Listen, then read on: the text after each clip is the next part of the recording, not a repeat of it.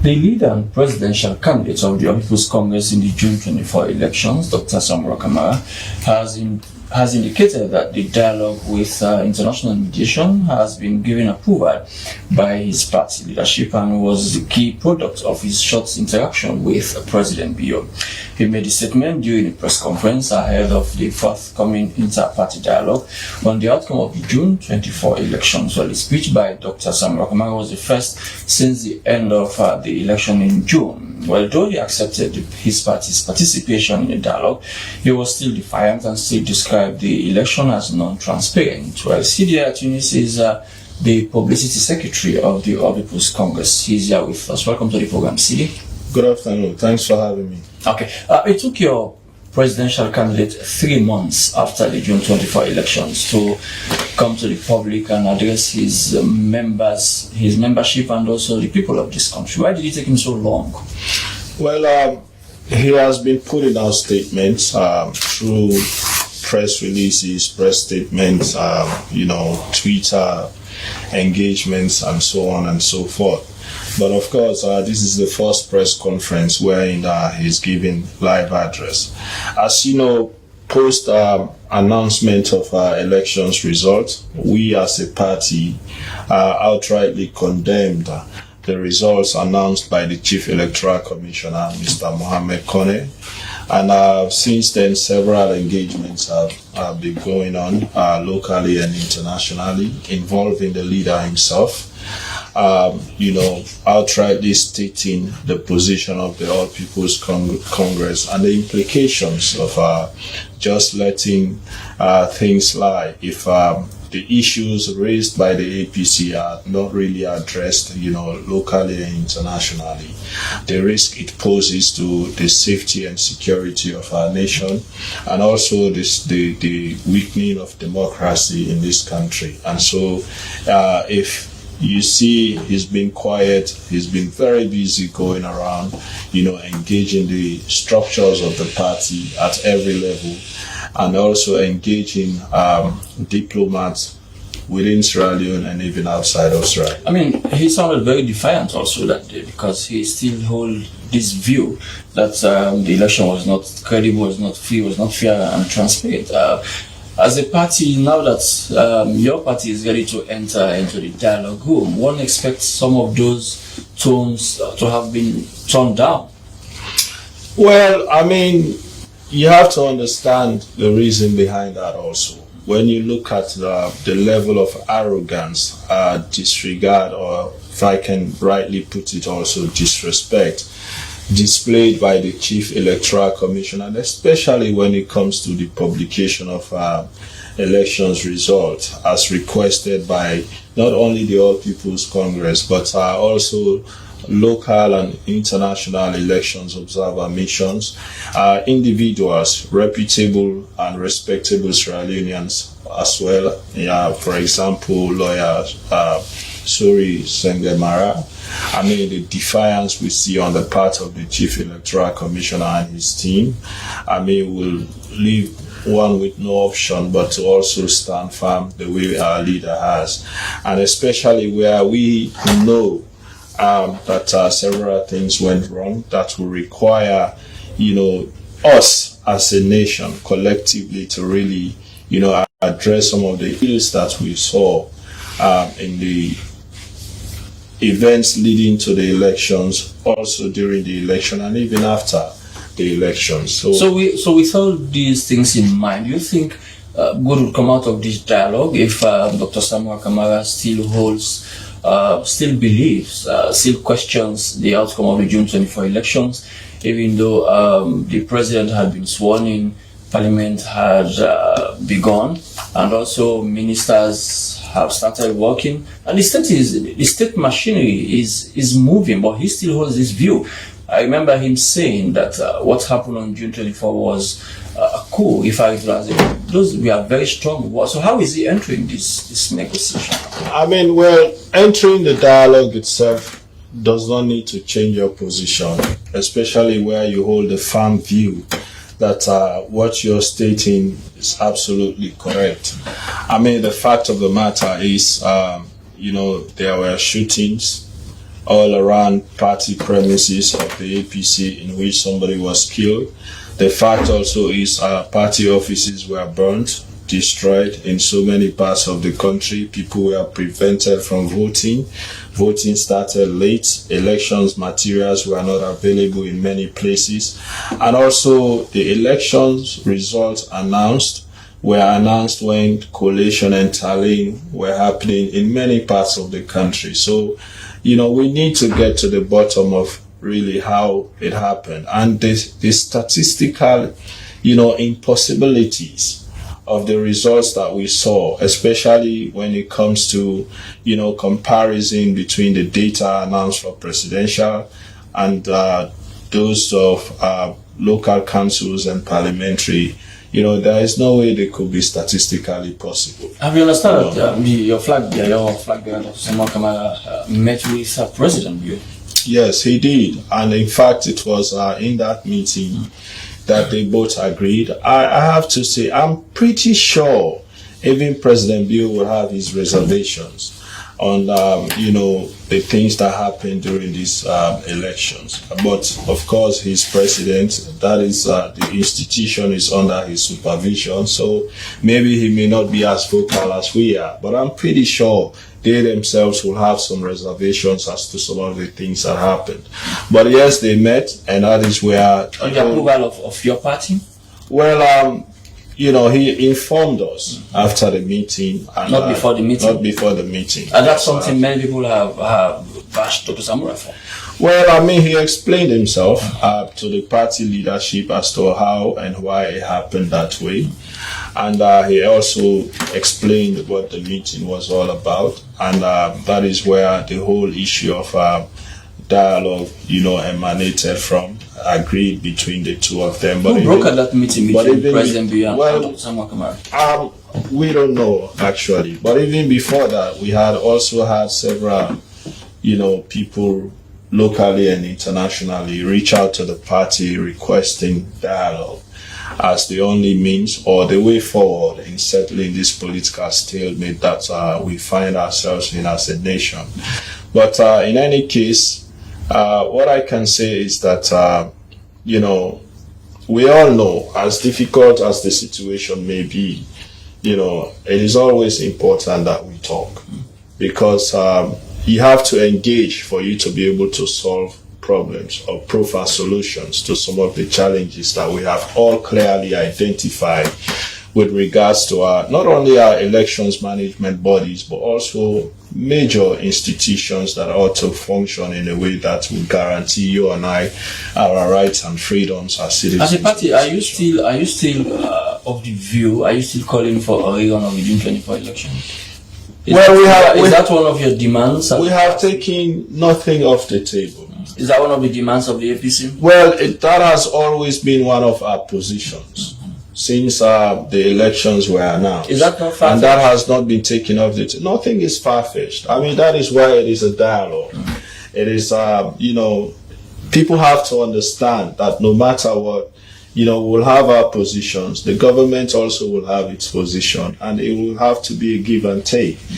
There are some that may be met, some may not be met, all may be met, or none may be met at all. But we have to understand that, and that is what dialogue is all about. The thing that we are most particular about is making sure we address those issues that will have to do with strengthening our democracy, securing the future of Sierra Leone, and making sure Sierra Leoneans are able to enjoy their fundamental rights. As I speak now, we have over 200 of our members still in jail. And even as we speak of dialogue, you still have people being arrested. As recent as a week ago, our organizing secretary in Bonn was arrested for allegedly saying something against the president. So we are facing all of these difficulties. We have people that are, and externally, we have a good number of our membership that ran out of this country for their safety. So these are all issues that are bothering us as a political party, and we cannot just let them lie But again, these are issues that we cannot solve if we do not engage. Another thing Dr. Samuel raised in his speech is the issue of backlog payment for the members of parliament, councillors, and what have you, those who have been asked by their party, by your party, the APC, to boycott parliament for now. So if they were to go again in parliament, by the time they go, the months that they did not attend, the APC is asking the states to pay them all those months. Is that fair? Because they did not go to parliament those months. So how do you expect them to be paid when they did not work for that? Well, I do not know at this stage. I don't think I can state here exactly what the details are as far as the proposals that we have presented to the Peace Commission relating to the dialogue. So I wouldn't want to go into that detail. But then we also have to understand, when it comes to dealing with the issues around members of parliament and councillors, let us also be concessionary here. The opposition, several other institutions locally and internationally, even some countries are yet to still accept people that we are dealing with on the diplomatic front. So we have to understand the circumstances and the situations that we are faced with, and so be concessionary. So whether that will come up, but that probably will be something that will have to be discussed. He is Sidi, Tunis, the Publicity Secretary of the All People's Congress Party. It's Podium coming to you from the Sierra Leone Broadcasting Corporation with me, Asmiba. Send your text message to the number 0300733719. Well, let's go to another issue now. In their promulgation of World No Alcohol Day, Health Network Sierra Leone has called on the government of Sierra Leone to place ban on Kush trafficking, consumption, and misuse of alcohol in the country. Well, this year's International Non-Alcohol Day focuses on reducing alcohol and rejecting harmful drug and substance for better society. Well, the abuse of harmful alcohol and Kush and other harmful substances is causing an alarming rate of health problems and deaths for many young people. The Ministry of Health, alongside the Sierra Leone Alcohol Policy Alliance and Food, recently developed an alcohol policy that aims to regulate the sale and consumption of alcohol in Sierra Leone. Well, this is in addition to the National Drug Control Act of 2008, which prohibits the manufacture, cultivation, importation, and exportation of prohibited drugs. Well, for more on this, we have in the studio Ibrahim Conte, head of Head of Event Health Network. Welcome to the program, Ibrahim. Thank you. Okay, we already have laws in Sierra Leone that prohibits the misuse of some of these substances that you are asking the government to ban. Is it a ban that you should ask for enforcement of the already existing laws? Because I think we have some laws that are already in existence, don't we? Oh yeah, we do. Well, if we can take back on our history, we'll realize that there are always been laws governing the operations, governing the activities of most of these government MDAs. But our principal concern here is this Health Network being one of the leading civil society organizations that have been providing leadership in the cause of promoting the health risks that's associated with the misuse of alcohol and other harmful substances. And we've seen over the years, though there are laws, though there have been policies surrounding the marketing, the production, and even the consumption of alcohol, but we haven't seen most of these laws taking the needful effect, right, and actually getting the needed result. So for over the years, as we have been observing this day, we have been calling on duty bearers to actually take up this fight, to actually be more serious in tackling these issues of substance abuse.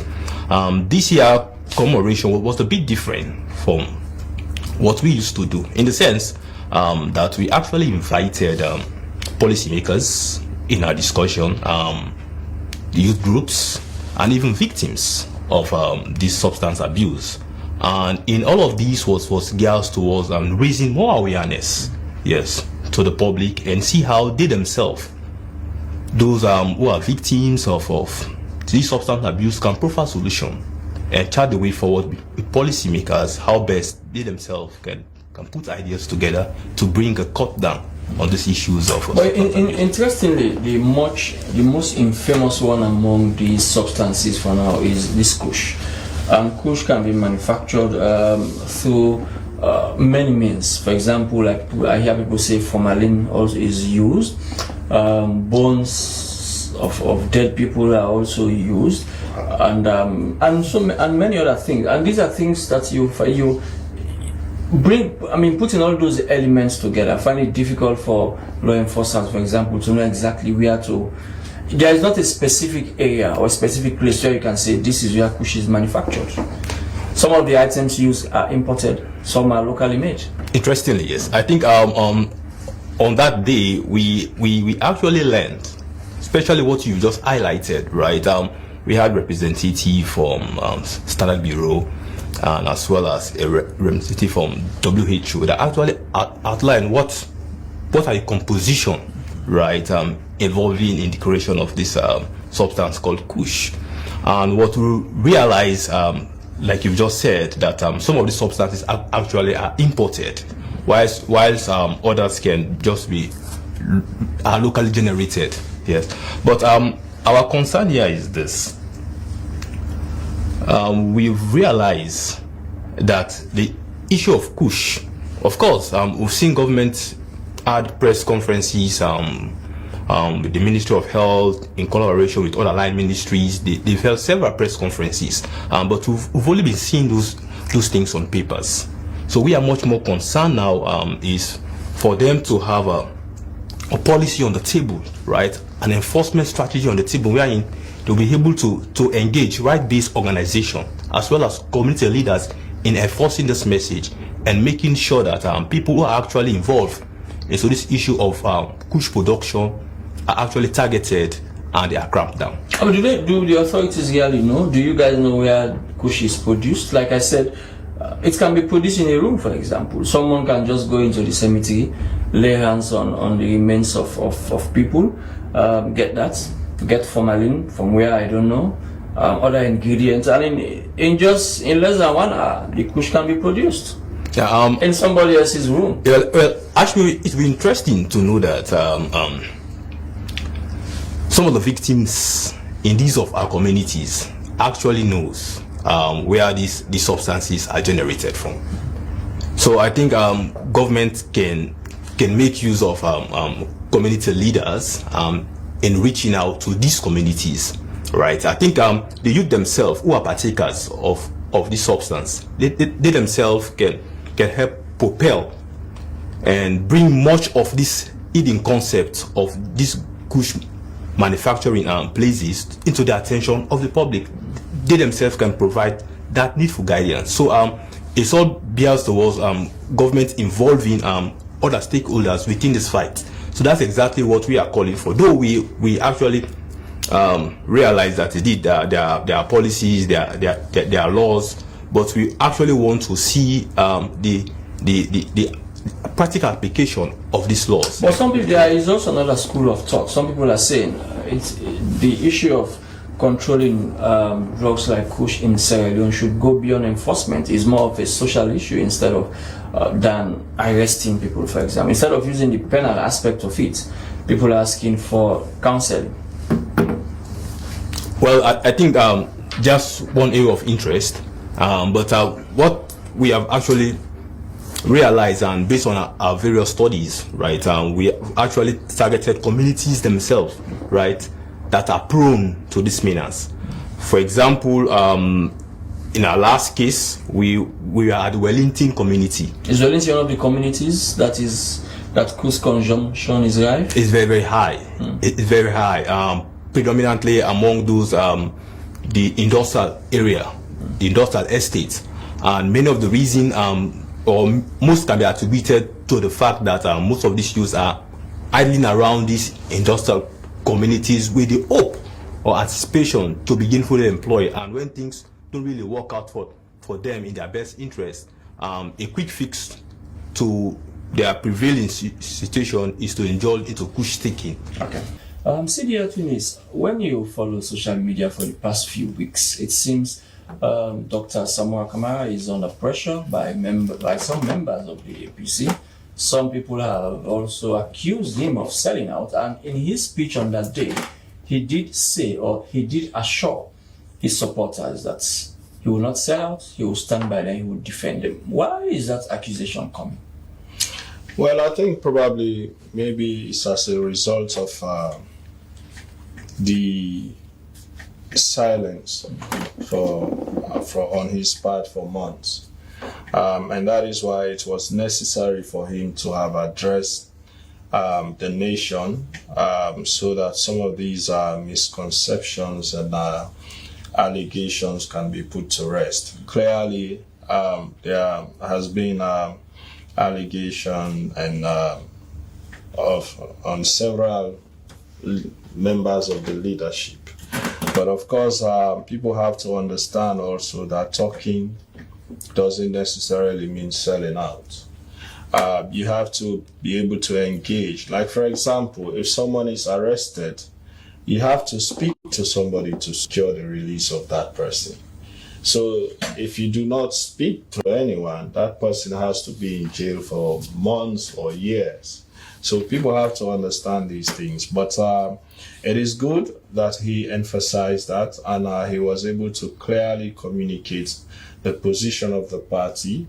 And he was also clearly able to state why, in fact, we have decided to dialogue in order for us to be able to settle the political stalemate we'll find ourselves in. There are those who believe that the statement by Dr. Samoa Kamara that day was just to energize his base, but people say much will not come out of it. I mean, it's just mere rhetoric, mere politics, just to energize his base, to keep his base alive. Well, I don't think so. I mean, we have to be optimistic. For the mere fact that even the government is acceptable when it comes to dialogue says a lot. So we have to, be able to discuss our issues. I think for me, what we need to do is probably what we're doing now, to let people clearly understand what the issues are and what our focus is as a political party and what we may want to achieve at the end of the day.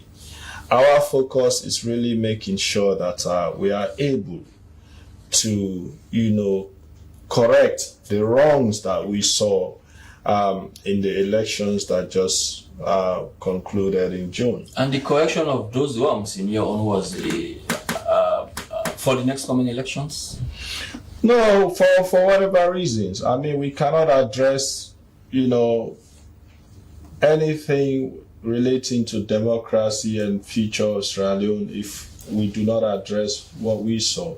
Many will say, elections have always had challenges, but not to the level that we saw in 2023. And if those things are not addressed, somebody could do worse in the future, and then we'll just continue to go round and round the cycle. What if the elections were announced in your favor with all these negatives and minuses?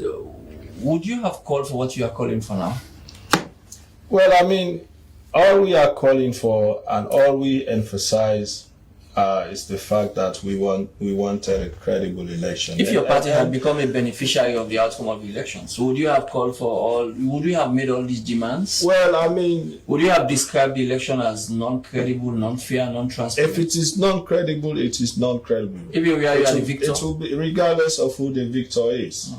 We have to understand that. And the good thing is, this is really the first time we are seeing not just political party crying out loud about credibility of elections.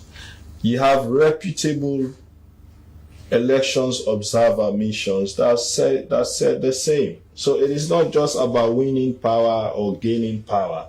It is really about doing something that is wrong entirely when it comes to, how elections are conducted. And ask me, we saw the signs. We cried out about census. When the government said it was about development, we said, no, this is about election.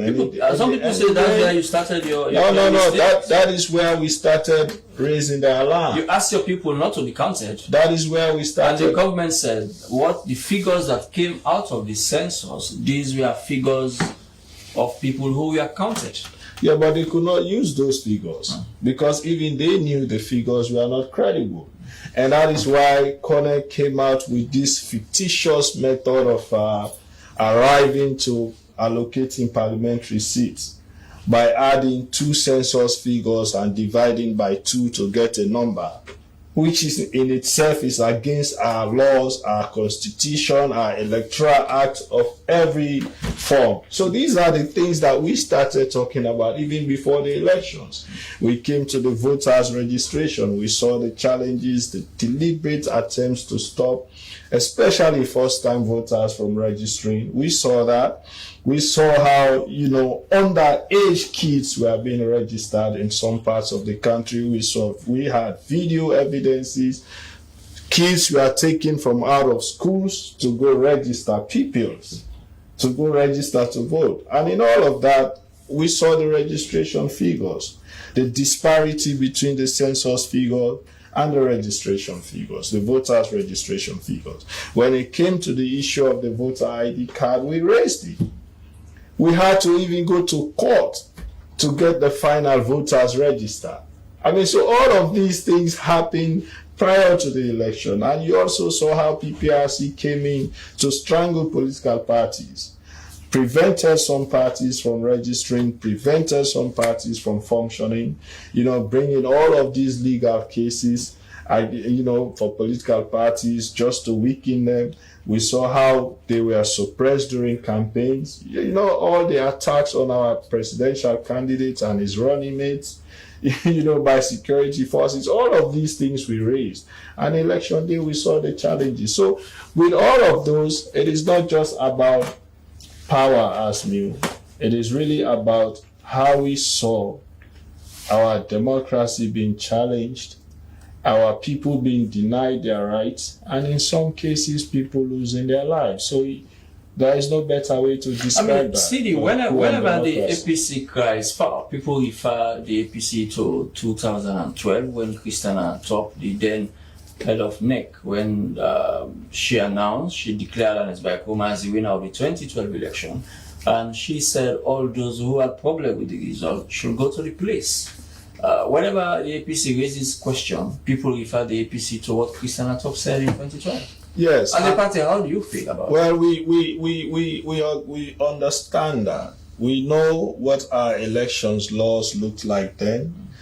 We didn't have the issue about legal redress then, going to court. And we do. Elections laws have always made provisions for people to challenge the outcome of elections. She made those pronouncements, but then the circumstances then were completely different. You did not see instances where political parties were prevented from campaigning or participating. You did not see where opposition party offices were fired at by security forces, somebody killed and all of that. So she spoke clearly about elections result. Mr. Kone did the same. If you are not satisfied with the result, go to court. And he didn't go to court. So unlike the SLPP in 2012 when they had issues with the result, yes, they went to court. Clearly. And the court ruled not in their favor. Yes, clearly. We did not go to court for these reasons. One, for you to go to court, you have to challenge something. The laws are clear. When you count election results at police station level, you certify them. Elections are party agents sign, and then you take the results to the district level. In front of all party agents and observers, they are collated, tallied, and then certified. You send them to regional level. Those did not happen. The final results were announced. Elections results are also to be published. that has always been the practice. Mr. Kone announced the result, put it up for like few hours, and then took it down the website. So there are no results available for anyone to see. So how can the APC go to court? We have our own results. But for us to go to court, we have to be able to challenge Mr. Kone's results, which we do not have. So what are you We have requested for it. We have requested for it. He's refusing to give us. That is exactly the question. That is why we did not go to court. Okay. But we know we have our evidences that clearly show that the results that he announced are not correct. How long is your party going to sustain the boycotts? In parliament, in local councils, and what have you? For as long as we continue to talk, for as long as we can dialogue. You know, nobody wants the current situation that we find ourselves in as a nation, which is why we accepted the dialogue, which is why we are looking forward for it to start. People say you are doing disservice to the people who voted for your members of parliament. No, I mean, if you actually go out there, it is a very popular position for it, for that matter. For MPs and councillors to boycott? The position that the APC took is very popular with the populace, if you go out there. But in the interest of the country, that is why we are going through these pains, to be able to explain to our people the need for us to talk. I mean, nobody wants to deal with a country wherein you have only one political party in control. That is tantamount to one-party state. And nobody wants that. No government will want to deal with a country in that manner, which is why you can understand the concerns raised by both local and international institutions for us to be able to engage and see the possibilities of our APC participating in. And you are now challenged with two members of parliament from your party, Mohamed Bangwa, Honorable is it Thompson? Both of them defied your party call not to go to parliament. They went, they took the oath, and they started sitting. And in fact, Honorable Mohamed Bangwa is now the acting leader of the opposition in parliament. And a few days ago also, he was sworn in as an ECOWAS as an ECOWAS member of parliament, representing one of the MPs representing Sierra Leone. And Mohamed Bangwa is also facing disciplinary issues in your party. Yes, I mean, the disciplinary and grievance handling committee is, dealing with that matter, and we have to, let me be clear that that committee is actually, sanctioned by the constitution of the APC. So it is not set up more so for Mr. Mohamed Bangwa, Honorable Mohamed Bangwa, and Honorable Alfred Thompson. That is one aspect of it. So as soon as the disciplinary committee completes their investigation and they make recommendation to the party, we will take action. Already, I think a day or so ago, I saw one of their recommendations already asking for suspension of the two members of parliament. And I know the party will act on that. But let us understand that for 2023 elections particularly, when it comes to members of parliament and also councillors, the people voted for the party, not individuals. And that is why we had no names for MPs or councillors. We had party symbols. So if at the end they are found wanting, the party will take the necessary action. Do you think suspension is a line the party will want to go, knowing how parliamentary politics normally operates? I'll give you instances during the days of President Kaba. Dr. John Karifasma did write to the then speaker asking him to withdraw some members of the UNPP from parliament. We and I know the politics that happened. And under President Koroma also, Charles Magai, he wrote to the then speaker asking Honorable Legacy Sanko to be withdrawn from parliament. And also, Honorable Barrett Lahai was also from the SLPP, but people say the system of the protected her. So these are all antecedents, these are all precedents that had been set. So do you think suspending Honorable Bangwa and Honorable Thompson is a way the party will want to go, and it's something that the party can achieve? Well, I mean, you have to also look at the different circumstances. Clearly, what we have under the proportional representation, this district block representation is clearly party representation in parliament. So it is the party that is completely in charge. Individuals were not voted for by constituencies. That is one aspect of it. And secondly, with the kind of political tension that we have in the country, with the kind of political stalemates that we have, I wouldn't expect the government to try in any way to stand in the way of the party, especially where the party is doing something that is right, where the party is doing something that has not gone against constitutional provisions, whether the APC Constitution or national constitution.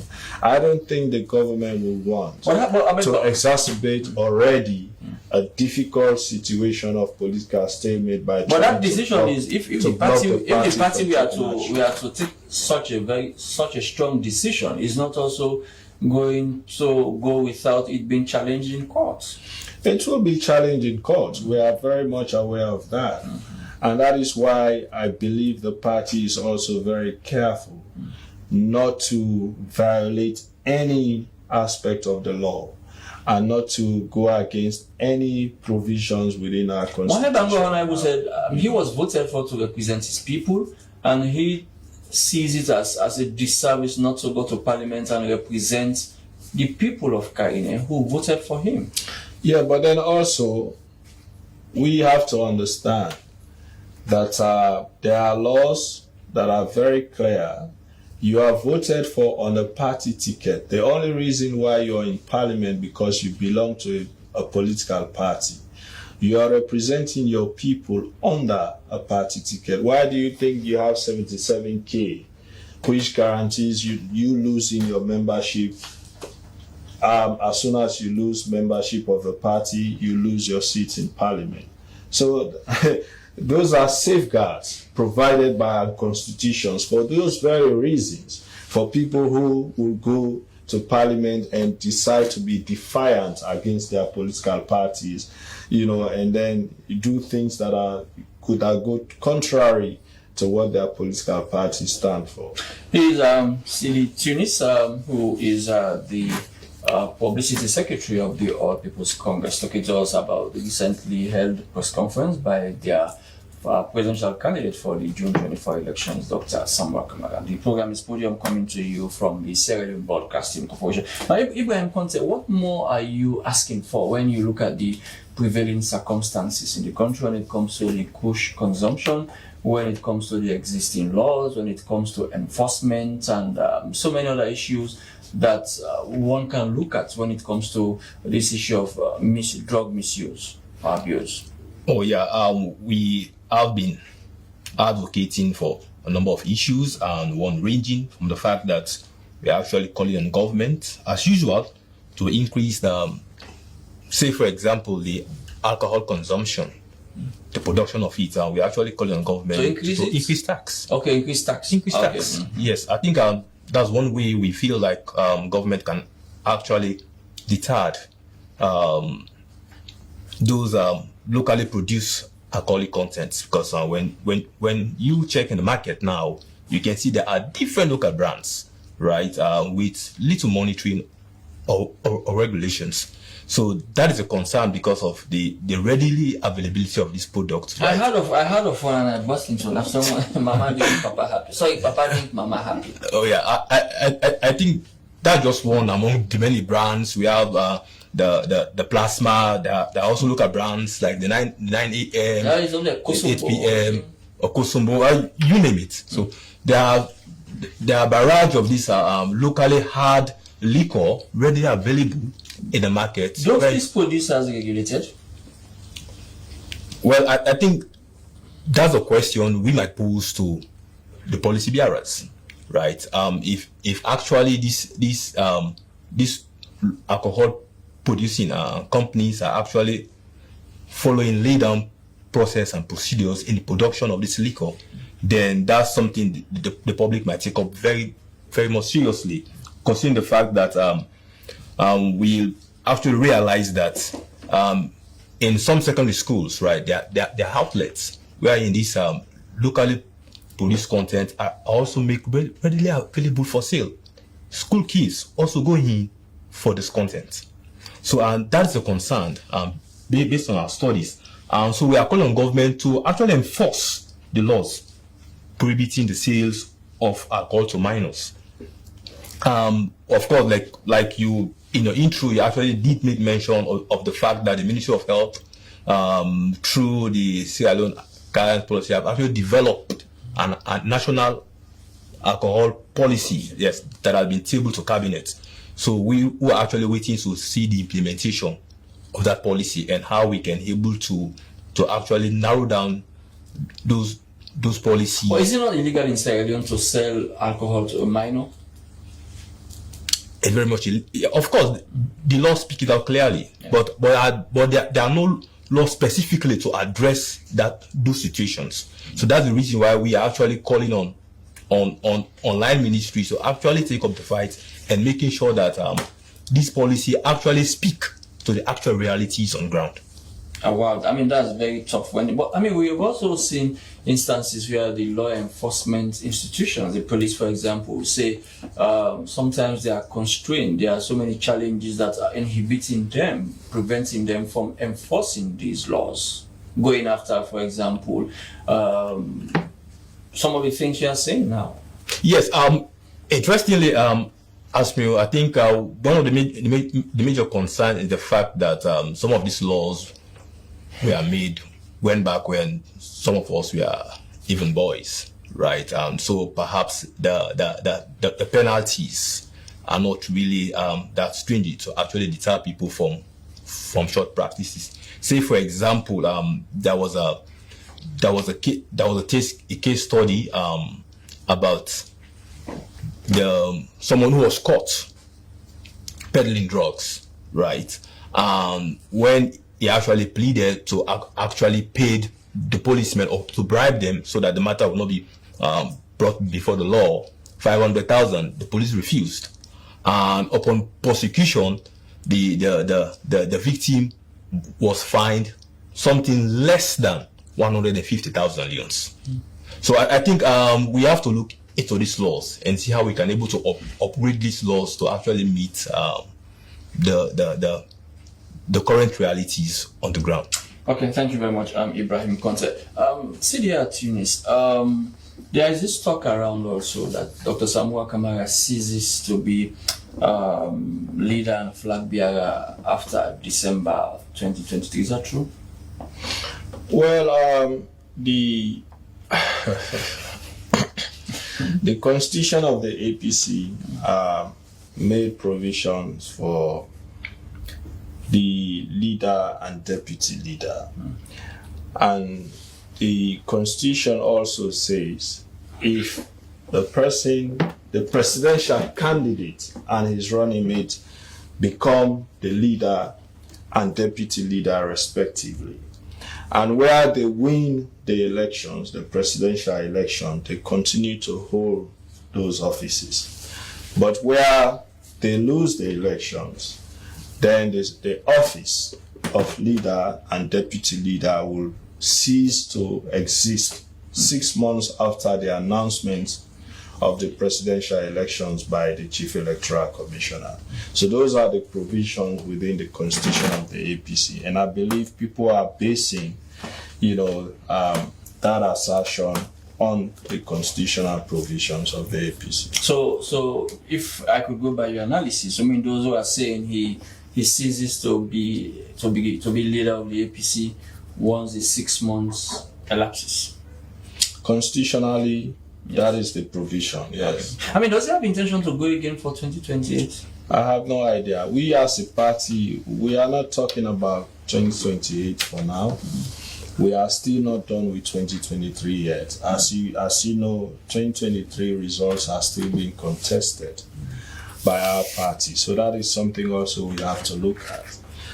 So discussions around 2028 really is not on the minds of many of us. It may be on some people's mind, but not many of us. We are still focused on 2023. So I don't know what Dr. Samoura Kamara's thinking is, but I also know he is so much focused on 2023. Okay. But there are also some big guns in the APC entity who are saying that the posture that is expected of the party is not what the party is putting forward.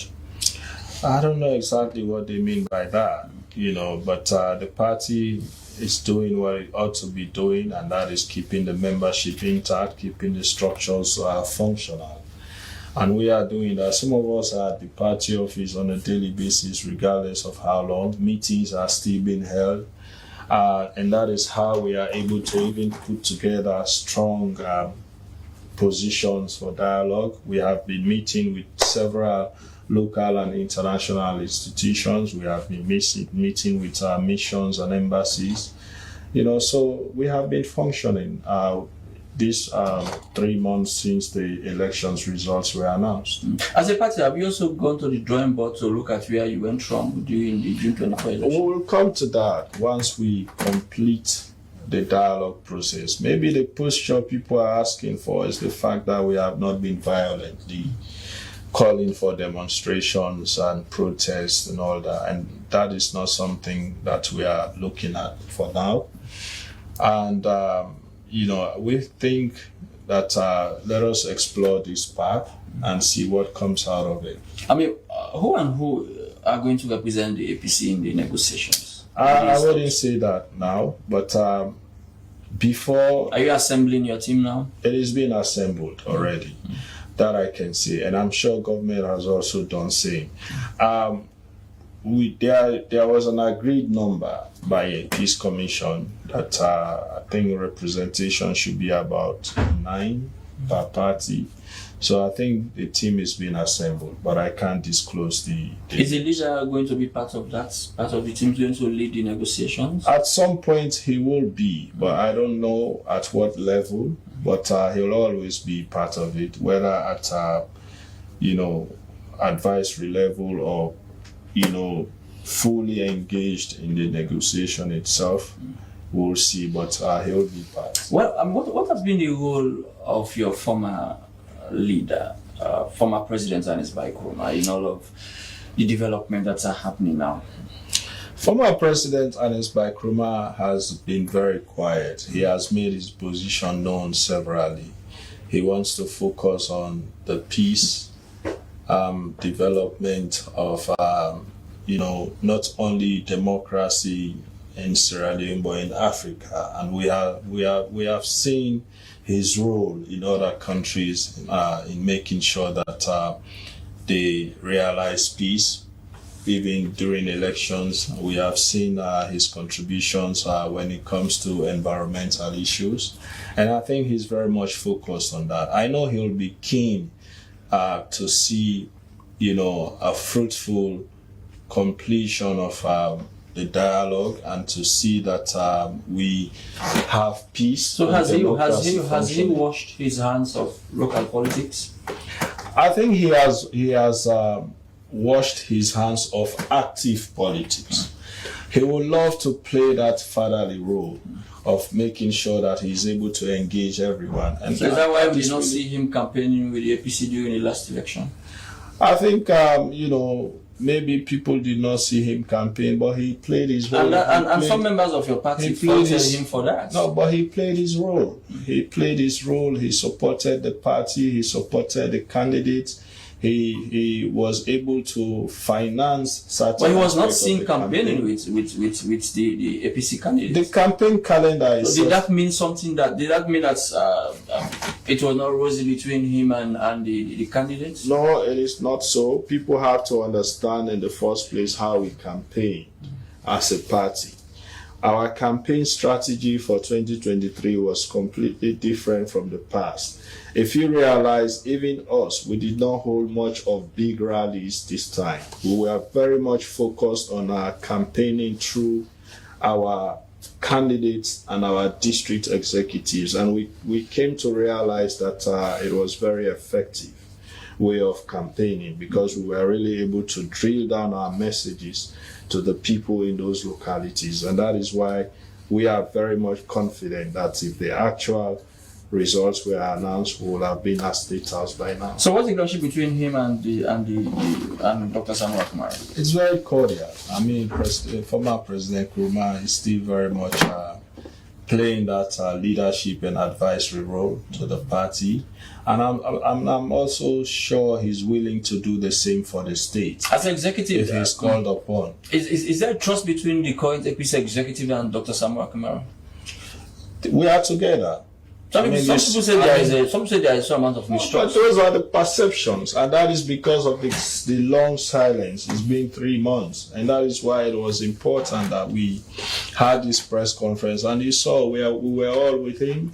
You know, he did his speech, and we all looked at it.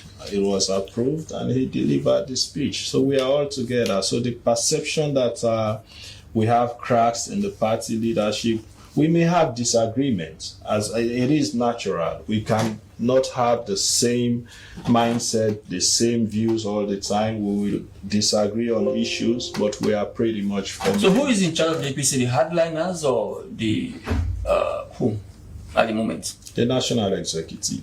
We are fully in charge of the party. Are they part of the hardliners? We have no hardliners in the APC. We have one structure, the national executive, and we are in charge. When are these talks going to commence as we are now? We are waiting the Peace Commission to give us the date, and once that is communicated, we'll start.